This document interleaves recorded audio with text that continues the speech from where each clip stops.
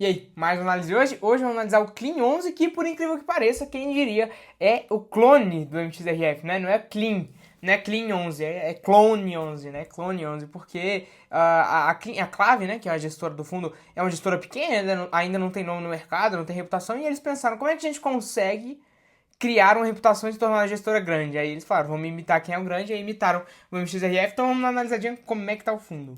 Que no relatório do mês de outubro dele é um fundo que tem meio bilhão aí de patrimônio mais ou menos, 93% alocado, 8% em caixa. A duration média, né, que é o tempo que você demora para reaver o seu dinheiro principal de novo, de volta, né, são 3 anos, então é um período até que pequeno, mas ok, tranquilo. E ele é um fundo bem dividido, então ele tem tanto exposição a IPCA, quanto a CDI, quanto a pré-fixado, quanto também ao INCC, que é o Índice de Construção Nacional. A gente já explica, é o Índice Nacional de Construção Civil, né? A gente já explica o porquê dessa mistura aí, porquê que ele tem INCC, enfim. Mas falando da carteira dele, 83% é a inflação, então a gente está falando de IPCA e INCC. O INCC, se você não acompanha os vídeos aqui, ou é novo no canal, é como se fosse, a grosso modo, o nosso IGPM aí para construções, né? E aí a gente tem 13% de CDI e quase nada em pré-fixado, né? Esses 15,5% de taxa. Falando da carteira dele de modo geral, IPCA mais 10. A carteira dele, de modo geral, já adiantando para vocês, é um pouco agressiva, né? E a IPCA mais 10 é já no limite ali do que a gente poderia considerar conservador, então ele tá bem no meio ali, no medium risk, né? Tá no meio do risco ali, né? Nem agressivo, nem conservador. Serem mais 5 aí sim já é agressivo, não tem nem como colocar qualquer outra coisa. E NCC mais 11, né? Mais 12 aqui quase. É um índice, é ok, né? E INCC normalmente é usado para obras um pouquinho mais agressivas no setor de construção civil, então já são mais arriscados por si só. Então INCC mais 12 aí, mais ou menos, né? Um pouco agressivo e tal, mas enfim. E prefixado 15, aí a gente já tá falando de uma carteira mais tranquila também. A taxa de prefixado 15, né? Embora não pareça, é mais tranquila, né? Do que CDI mais 5, por incrível que pareça. O fundo iniciou há quase um ano atrás, e aí tem 11 mil cotistas, uma cota aí que tá a 90, né? Do VP. Então aqui a gente está falando de um desconto frente ao MXRF, né? Como se você comprasse o MXRF, é como se você comprasse o MXRF com um desconto aí, né? Claro que ele não é o MXRF por vários motivos, mas a carteira dele se assemelha à do MXRF. E aí ele tá pagando um dividend yield de quase 13% com esse desconto, então tá indo bem, né? Tá pagando legal, mas lembrando que é mais agressivo, então não adianta você comparar um fundo de boa qualidade, né? Como o RBRR, vou deixar o vídeo aqui no card, com um fundo mais agressivo, como é o Clean 11, né? O Clone 11 aí. E aí nesse mês de outubro ele fez duas alocações pequenas, não são nem 2% do PL direito, que foi num CRI da MRV, e aí é um pulverizado aí, é um pulverizado residencial, né? E também o CRI RUM, 6 milhões, então alocações muito pequenas, mas ele só fez essas duas alocações nesse mês e tá alocando, né? O recurso ele tem 8% em caixa ainda, então tem espaço para alocar, e já passou mais um ano, né? Desde a emissão dele, e a gente também tá falando de que todos os papéis dele seguem adimplentes pagando certinho, então não tem nenhuma dor de cabeça, né? Inclusive tem covenants e razões de garantia, né? O covenant é como se fosse uma cláusula. Então, se a empresa ela tiver com a dívida até dívida sobre EBITDA de 2, tudo bem, tudo certo. Agora, se a empresa estourar isso e passar para uma dívida EBITDA de 3, né, dívida sobre EBITDA de 3, aí você fala, não, eu vou querer executar minha garantia agora, vou querer executar agora, me paga agora, porque você estourou a cláusula do contrato e esse nível de alavancagem eu não aceito. Então, isso é um covenant e tem a razão de garantia, né, que é justamente o nosso LTV, o Loan to Value. E aí, a gente tem aqui as operações, ele comenta que esse da MRV, né, o que acontece? Se você não viu os vídeos do Tigar 11, eu vou deixar aqui no card também, e do VRTM, e também do MXRF, vou deixar os três aí no card, essa operação ali de pulverizado é você pegar vários créditos aí para pessoas, né, pessoas físicas que compraram apartamentos dela com a MRV. Então a MRV foi o financiador aí, foi o banco dessas pessoas físicas. Ela junta tudo isso aí, a MRV junta todos esses financiamentos aí de várias pessoas, e aí ela entrega isso como um CRI, né, para os investidores. E aí a gente está falando que esse portfólio de pessoas físicas aí pagando teve uma inadimplência, né, menor do que 1%. O que é inadimplência? A pessoa não pagou durante 90 dias consecutivos, ela não pagou os valores, então a gente já considera uma inadimplência, né? Se você não viu o vídeo do Banco ABC, a gente fala justamente sobre isso, que é uma métrica bancária, né? Eu vou deixar o vídeo aqui no card também, muitos vídeos no card para você assistir logo assim que terminar esse aqui. Então, a gente tá falando aí que não, a inadimplência é menor que 1%, então são dois CRIs que me pareceram bem tranquilos, né? Embora a taxa seja um pouquinho mais alta, me pareceram CRIs bem tranquilos, né? Embora seja CRIs mais agressivos, o setor da economia, em questão de garantias, em questão de lastro, de operação, parecem dois CRIs bem tranquilos, sem dor de cabeça. E aí aqui ele mostra, né, IPCA mais 10 e IPCA mais 10 praticamente, né, IPCA mais 10, IPCA mais 10, e então, embora seja um pouco mais agressivo, bem tranquilo, na minha opinião, achei bem tranquilo esses CRIs aí, sem dor de cabeça. A receita dele foi a menor dos últimos meses, e aí você pergunta, por que a receita de outubro foi menor do que os últimos meses? Qual o motivo? A gente tem que lembrar que o dividendo que ele é distribuído em novembro, ele é do resultado de outubro, e o resultado de outubro é pago de acordo com a inflação, ou o CDI, enfim, o CDI não, né? Inflação e prefixado de agosto. Então, não é um exagero falar que o dividendo de novembro reflete o resultado de agosto. Então, tem esse delay aí. Então, como em agosto a gente teve a deflação lá, a gente tá falando aí de um resultado, agosto e julho, né? A gente teve um IPCA mais baixo, deflação. Então, a gente tá falando de um resultado agora em outubro impactando, mas acredito que nos próximos meses a receita já volte para casa dos 4 milhões aqui, né? Inclusive, ele distribui ligeiramente acima do que ele tem de resultado. Então, o fundo provavelmente vai... Ele tem essa média, né, de seguir esse R$1, 0,95 centavos por cota. Então, deve seguir esse aqui nos próximos meses também, né? Ele também não mostra aqui o resultado acumulado, a reserva, mas acredito eu que ele esteja praticamente sem reserva ou resultado acumulado, né? As negociações, até esse mês foi um dos maiores meses aí de negociação, e aqui ele mostra, né, você comprando, aqui nem tem, né, essa tabela de sensibilidade, você comprando esse fundo a R$88, que é o que ele tá agora, daria algo como IPCA mais 12 a carteira dele, é você comprar um pacote de CRIs a IPCA mais 12, né, porque tá com esse desconto, sendo que a carteira dele, a gente já viu lá, é IPCA mais 10, né, se eu não me engano, calma aí, eu me esqueci. É IPCA mais 10, então a gente tá falando aí de 2% a mais, né, menos taxa, porque você paga uma taxa aí, né, taxa de administração e gestão desse fundo imobiliário, que seria esse pacote, seria IPCA mais 11 praticamente, né, então interessante esse desconto aí, seria a mesma coisa que comprar um CRI a IPCA mais 11, claro que CRIs mais agressivos, né, e a gente falando aqui isso é basicamente isso. E aí, falando aqui da posição dele, né? A gente tem aqui a tabela, 8% em caixa, a duration de 3 anos, que é ok, assim, é baixa devido ao nível de risco, né? Mas é tranquilo a duration dele. O duration é o tempo que você demora para receber o seu dinheiro principal de volta, né? Como eu já expliquei para vocês. E a gente tá falando aqui da taxa média, né?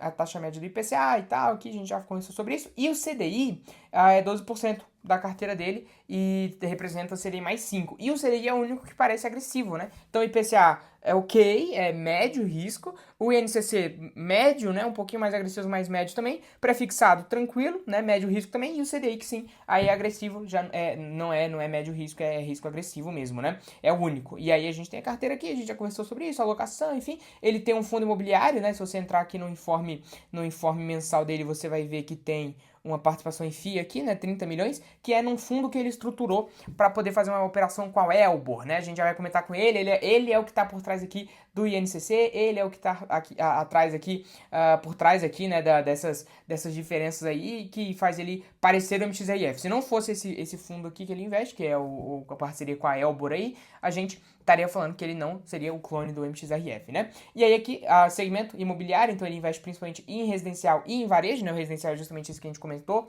do pulverizado, home equity, enfim, e varejo. Então já dá pra ver aí que 60% da carteira dele tá em setores agressivos, o resto tá em setores tranquilos, mas 60% em agressivo torna um fundo mais agressivo, né? Então, enquanto o MXRF tá aqui de agressivo, o Clean tá um pouco acima dele, tá? Em questão de agressividade, questão de qualidade da carteira, enfim. Mas o primeiro CRI, né, o CRI que mais representa da carteira dele, é esse CRI aqui com a Diálogo, e a taxa é tranquila, é 9%, então já dá pra perceber de cara aqui que não é um fundo hiper diversificado, como é o MXRF, mas ele tem uma certa diversificação aí, mas enfim, se você está procurando diversificação, né, não é o fundo ideal para você. E aí a gente, claro que isso não é recomendação, né? Vou deixar aqui também nos comentários, na legenda do vídeo, não é recomendação, é realmente só realmente trazer informação para você, para munir você de conhecimento e você poder tomar sua decisão baseado no que você quer para sua carteira, no seu perfil de investidor, enfim.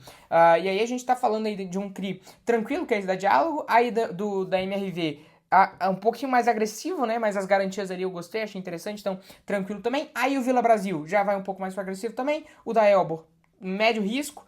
HGRU, né? O HGRU é um devedor aqui, médio risco também. E o Pat Malzone, aí sim, aí você viu que realmente o emissor aqui, que é o BLCA11, né? Do Pat Malzone, fez um ótimo empréstimo, né? E a IPCA mais 7 quase, então assim, muito bom, muito bom. E é um risco bem tranquilo também, né? E aí a gente tá falando aqui de uma duration dele de alguns títulos em 2, alguns títulos em 3, alguns outros em 5 e 6, então é tranquilo. Tranquilo, no geral, é assim, médio risco. Então é parecido com o MXRF, tá mensurado, aí tá calculado, é um risco tranquilo. Falando da Elbor, né? Ele criou esse fundo, que é o fundo de unidades autônomas, né?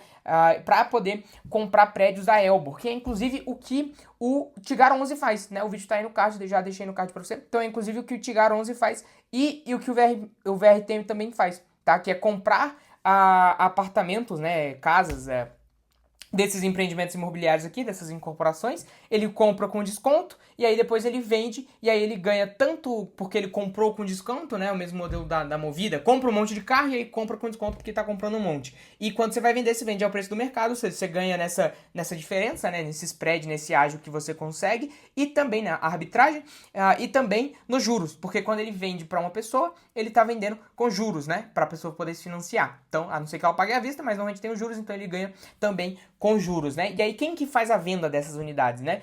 Desses apartamentos e tal? É a própria Elbor. Então ele compra, deixa ali e a Elbor vai vendendo para ele, ele fica tranquilão e aí ele vai ao longo do tempo realizando esse lucro, né? Então ele já até agora já realizou 10 milhões de lucro e tem uma reserva aí para ser amortizada de 1,5 milhões. Então, assim, bem relevante para o fundo, né? 1,5 milhões para um fundo de quase meio bilhão. O CRI Diálogo aqui também não tem muito o que falar. O HGRU é um fundo muito bom, um devedor muito bom, 4% de alavancagem só, dizendo eles aqui, eu não fui checar, mas dá pra você abrir o informe mensal e fazer a mesma coisa aqui, ver se tem alavancagem aqui no HGRU, mas é bem tranquilo, o HGRU é um devedor bem tranquilo aí da Pátria, antiga Credit Suisse, então bem tranquilo em relação a isso, e pagou mal, né, emitiu muito caro, isso aqui é bom pro cotista do Clean, e ruim pro cotista do HGU, né, essa dívida aqui. E aí também temos o último aqui, que tem o MRV e tem aqui o estádio do Galo também, você deve ter visto na thumb, e também o BLCA aí que eu comentei com vocês, do Pat Malzone, também bem tranquilo. Mas em relação ao Clean é isso, não tem muito o que falar, é uma cópia do MXRF, inclusive tá no card aí pra você assistir todos os vídeos que eu comentei, que é justamente isso, né, só que o MXRF, qual que é a operação que ele tem? Ele tem a permuta financeira, porque essa operação que ele faz com a Elbor, que ele fez com a Elbor, é justamente o que tem no Tigar e no VRTM, que são operações desse gênero de comprar, enfim, é bem igual, né? Principalmente a do Tigar. E a VRTM também faz. Mas enfim, o MXRF ele já faz uma permuta, né? Então ele compra um terreno, ele dá esse terreno para a construtora vai lá, constrói e ele fala, olha, eu deixo você construir tranquilo no meu terreno. Só que, em vez de te vender o terreno, pra você não correr esse risco de se capitalizar agora e tal, me dá uma participação no teu resultado.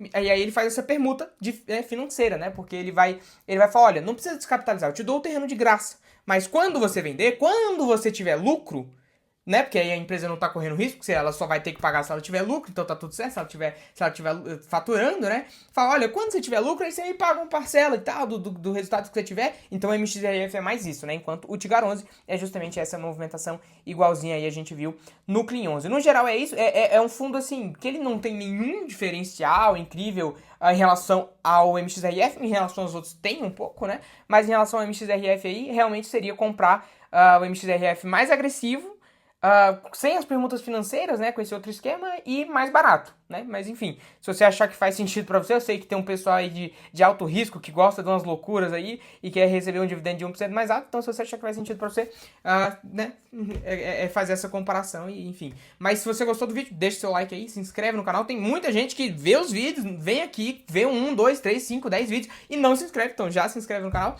Se tiver qualquer outro fundo que você quiser que a gente analise aqui também, pode deixar nos comentários, que eu sempre respondo todos os comentários, tiro dúvidas, tudo que você quiser. Fechou? E também já se inscreve no canal, que a gente vai abrir uma comunidade de membros aí, uma ideia que tá rolando. Se você acha interessante isso, para poder ter esse contato próximo de quem tá vivenciando isso no dia a dia, tá sempre atento aos movimentos de mercado, se inscreve no canal e já deixa embaixo aí que você tem interesse na nossa comunidade, na nossa área de membros aqui. Fechou? É isso? É nóis, hein?